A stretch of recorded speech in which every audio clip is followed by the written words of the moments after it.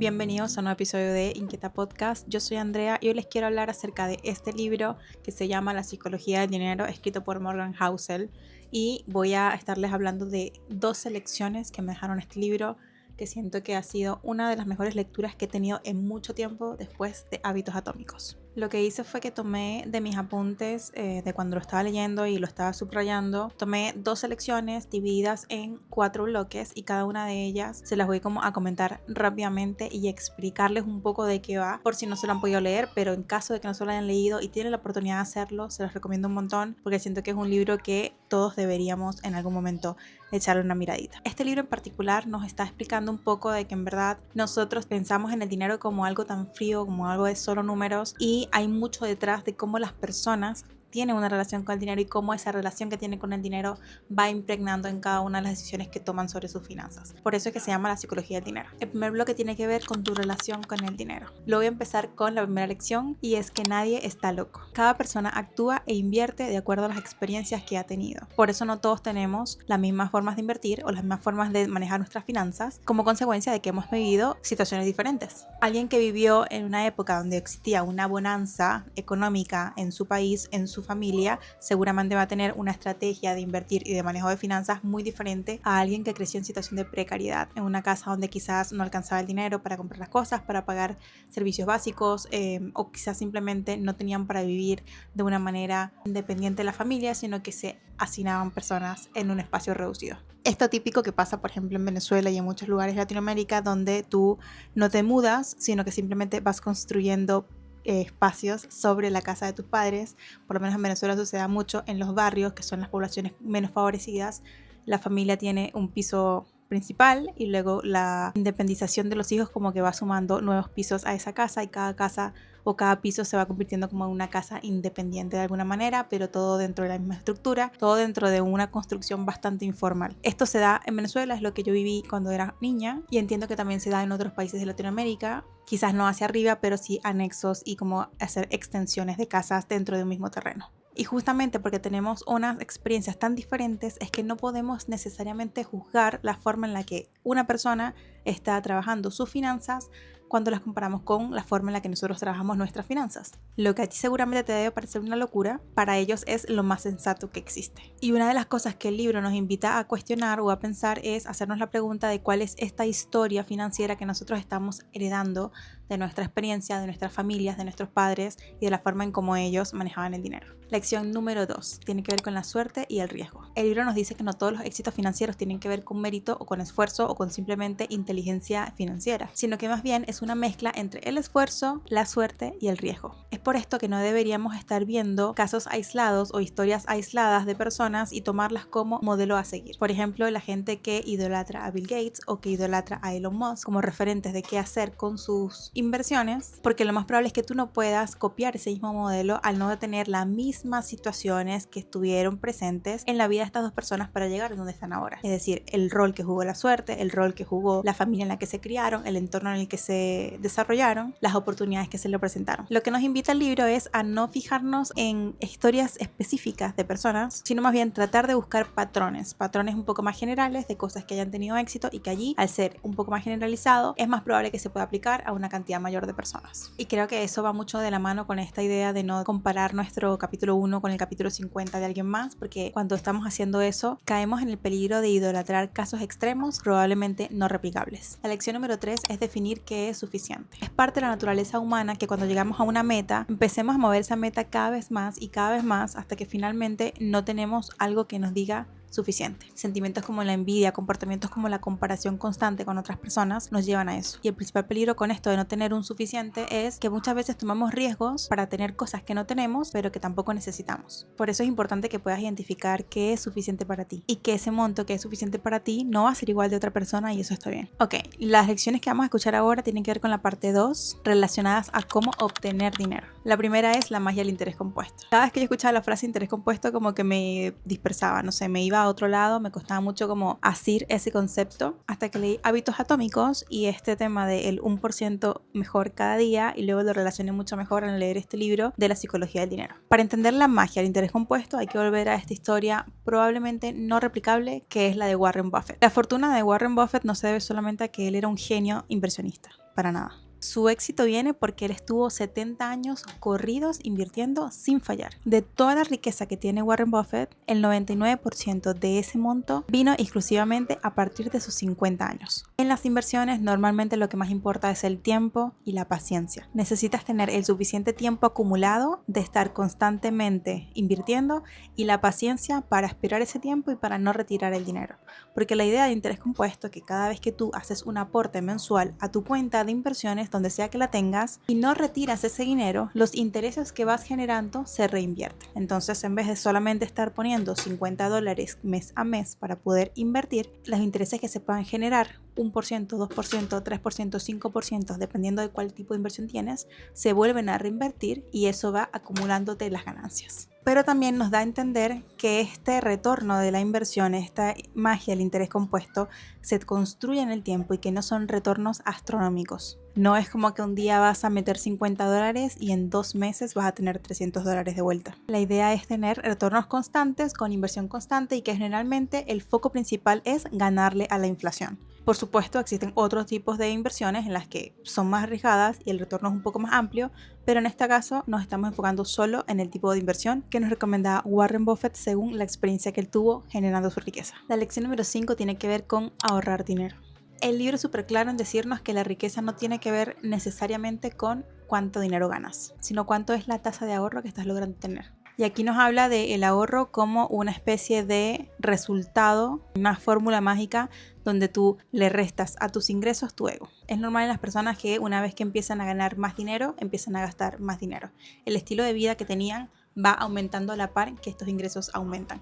Y muchas veces no están a la par. Te empiezas a ganar un poquito más de dinero, quizás te estás rodeando de unas personas que están en un nivel económico similar al tuyo o más arriba y tratas de igualar el estilo de vida que esas otras personas tienen sin tomar en consideración si tienen la misma responsabilidad financiera que tienes tú, si tienen los mismos gastos o si tienen algunas fuentes de ingresos adicionales que tú desconoces. Lo que nos recomienda el libro para ahorrar dinero es poder entender que podemos vivir con poco y mantener nuestros gastos bajos para que nuestra tasa de ahorro suba. Y esto es lo que nos va a ayudar a tener un poquito más de libertad y aguante en el tiempo cuando estamos teniendo fluctuaciones en lo que son nuestros ingresos. Obviamente una persona que está ganando al mínimo quizás no va a poder tener una tasa de ahorro muy alta. Ahí tienes dos alternativas, por supuesto. Tienes la alternativa de aumentar tus ingresos con alguna fuente extra, hacer Uber, vender tortas, dar clases de lo que sepas. Va a depender de tus habilidades, tu tiempo y las herramientas con las que cuentas.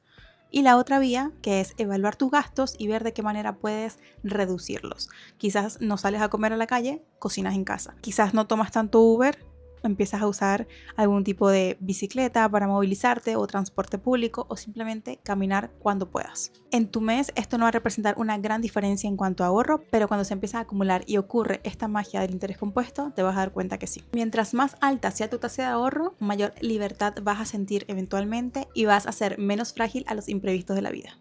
Lección 6. Centrarse en no meter la pata. El libro nos recomienda que enfoquemos nuestra energía un poco más en cuidarnos de cometer errores que perseguir unas ganancias altísimas. Las típicas personas que buscan hacerse millonaria en 6 meses o ganar $10,000 en un mes y todo esto están enfocados como solo en la meta del dinero, el dinero, el dinero y por estar tan enfocados en la meta del dinero a veces pasan por encima de advertencias o de posibles red flags que generan riesgos innecesarios en tu proceso de manejo de finanzas. La meta debería ser sobrevivir a largo plazo y no buscar algo cortoplacista. Normalmente lo que rápido viene, rápido se va. Parte número 3 que tiene que ver con cómo gastar el dinero.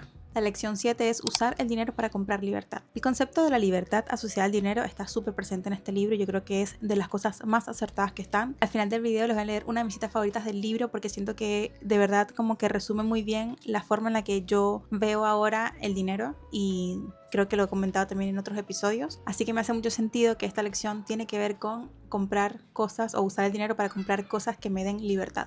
Yo creo que el valor real del dinero no está necesariamente puesto en casas, departamentos, grandes lujos, el auto del año, relojes, joyas. No está enfocado en eso, sino más bien en poder controlar cada vez más tu tiempo. El tiempo es eso que nosotros tenemos, que es finito, que si bien todo el mundo dice todos tenemos las 24 horas, la forma en la que las manejamos y las trabajamos y las tenemos que gastar es muy diferente. Por eso mientras más control tú puedas tener sobre tu tiempo, más libertad vas a tener y siento yo que vas a tener un poco más de felicidad en tu vida. Lo bien que se siente poder decidir sobre qué hacer, con quién lo quieres hacer y por cuánto tiempo lo quieres hacer sin tener que estar amarrado a lo que otras personas decidan sobre mi tiempo es el retorno más grande que puedes tener de un buen manejo de tus finanzas. Lección 8. Ser rico versus mantenerse rico. Para ganar dinero tienes que asumir ciertos riesgos, tienes que tener de alguna manera un poquito de valentía o de coraje de acercarte a pedir cosas, investigar, solicitar consejo,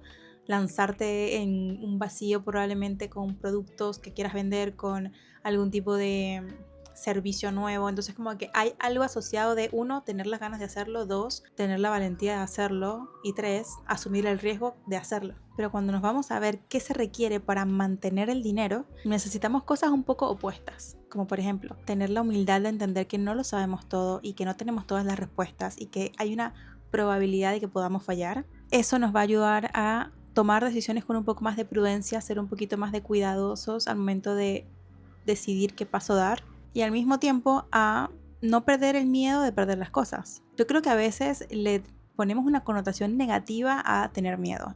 Tener miedo es algo innato del ser humano que nos ayuda a sobrevivir. Ahora, dejarnos vencer por el miedo es algo diferente. Tener miedo nos va a ayudar a ser cautelosos. Reconocer y enfrentar nuestros miedos está bien, pero no dejar de lado que ese miedo está acá y que ese miedo está por un motivo, y ese motivo principalmente es ayudarnos a cuidar lo que tenemos. Ganar dinero y mantener dinero son habilidades diferentes, y el libro lo que nos recomienda es aprender a dominar las dos. Número 9. No seas un presumido. El ejemplo que nos da el libro tiene que ver con un carro Ferrari. Yo no sé de autos, probablemente no sea el mejor ejemplo para mí. Básicamente tiene que ver con que las personas, cuando ven un auto Ferrari en la calle, un auto de lujo o algún tipo de posesión preciada que para ti haga más sentido que un auto, admiran a ese objeto, admiran a ese auto, admiran a esa casa, admiran a esa cámara, pero no necesariamente admiran al dueño del objeto. La gente no va a admirarte a ti como dueño de un Ferrari, va a admirar al Ferrari. Y admira al Ferrari y se imagina cómo sería él teniendo ese Ferrari. Tú no estás en la ecuación. Básicamente nadie está pensando en ti. Por eso en el libro se habla un poco de que la forma más rápida de gastarte el dinero o perder tu dinero es intentando demostrar que tienes dinero. La verdadera riqueza, la gente que realmente tiene riqueza, tú ni siquiera la notas porque están activos que no han gastado para impresionar a los demás. Tiene que ver con acumular esa riqueza e invertirla de forma inteligente. La parte 4 que tiene que ver sobre cómo proteger nuestro dinero.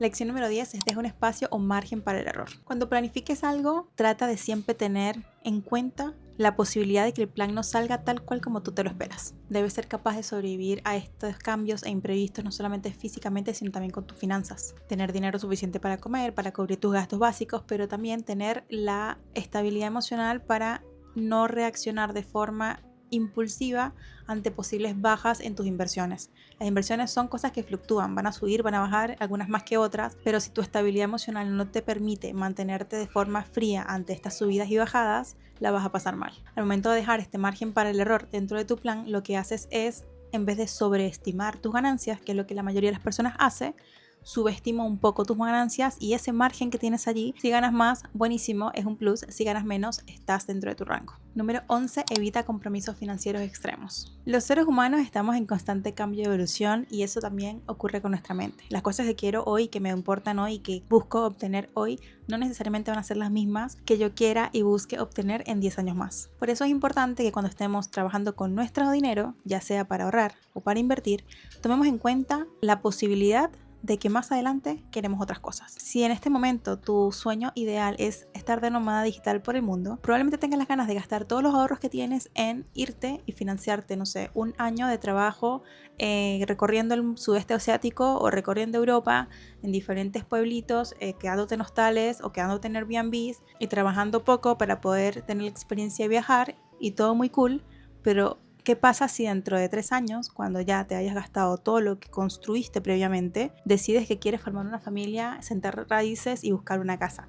No vas a tener cómo empezar. Siempre es buena idea tener no solo el fondo de emergencia, sino también un colchoncito extra que te pueda servir para partir con posibles deseos que tengas más adelante. Y la lección número 12, ser razonable y no racional. Cuando se habla de dinero, uno se suele asociar a que como son números, cifras, es un Excel, todo es cuadrado y todo está desde la frialdad del cerebro.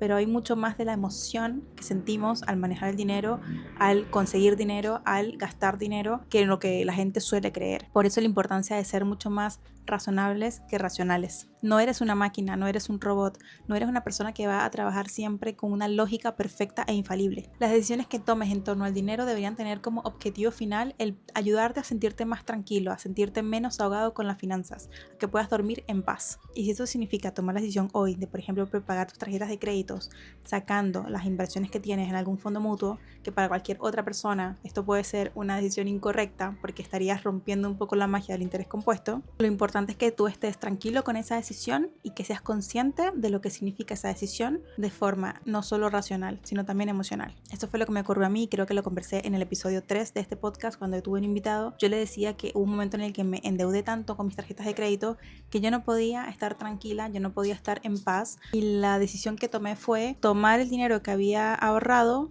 en una cuenta de Fintual y pagar el saldo de la tarjeta y partir prácticamente de cero con mi cuenta de Fintual, pero teniendo la tranquilidad de que esto ya estaba saldado y que no me estaba carcomiendo la cabeza. Y esa es la lección final que quiero dejarles hoy, es que nuestra paz mental con respecto a las finanzas vale mucho más que hacer lo que para otras personas sería lo correcto. Obviamente en este camino de manejar tus finanzas y de aprender de tu relación con el dinero y mejorar tu relación con el dinero, a veces sanar la relación con el dinero, tienes que cuestionarte muchas cosas, revisar por qué tienes estas sensaciones, de dónde vienen los conceptos que puedes asociar con dinero, con inversión, con ahorro, con gasto, y también ver cómo tú puedes ir manejando esas cosas para preparar ese camino a tu éxito financiero. Hacer todo esto está súper bien, pero mientras no lo haces, cuida mucho más tu paz mental, porque es lo que te va a permitir estar tranquila para seguir aprendiendo sobre finanzas. Y para cerrar este episodio les quiero leer un poquito acerca del capítulo 7, que es el capítulo Libertad, donde se habla de un autor que tuvo un libro llamado The Sense of Well-Being in America, la sensación de bienestar en Estados Unidos, que básicamente él lo que quería saber era qué hacía a las personas felices. En este libro, Campbell resumía un poquito el tema del común denominador de la felicidad como lo siguiente: tener una fuerte sensación de controlar la propia vida es un indicador más fiable de tener un sentimiento positivo de bienestar que cualquier otra condición objetiva de vida que hayamos analizado. Y sobre esto, Morgan nos dice lo siguiente: más que el salario, más que el tamaño de tu casa, más que el prestigio de tu trabajo, tener el control para hacer lo que quieras, cuando quieras, con quien tú quieras, es la variable dentro del estilo de vida que hace más feliz a la gente. El mayor valor intrínseco que tiene el dinero no hay que subestimarlo, es su capacidad de darnos control sobre nuestro tiempo, para lograr poco a poco un nivel de independencia y autonomía que proviene de activos no gastados que te dan un mayor control sobre lo que puedes hacer y cuándo puedes hacerlo. La mayor lección para mí es esa: el dinero es libertad. El dinero es algo que usamos como vehículo para poder tener una vida que nos haga sentido a nivel emocional, a nivel físico, a nivel espiritual, a nivel mental. Y dejar de ver el dinero, como muchas personas lo hacen, como algo sucio, como algo que solamente las personas que hacen cosas malas pueden tener y pueden acumular. Si les gustó este episodio, por favor suscríbanse al canal y también compártanlo con sus amigos o con familiares que les interese un poco el tema de las finanzas, porque este libro de verdad me cambió a mí la vida con respecto a eso. Y no se olviden que en Inquieta Podcast tenemos episodios de diferentes temas. En este caso tocó de finanzas, pero también hablamos de organización, de relaciones, de cultura pop, de cosas que leo por ahí que me parecen interesantes. Y si les gustaría sugerir algún tema, lo pueden hacer en los comentarios. Nos vemos en el siguiente video. Chao.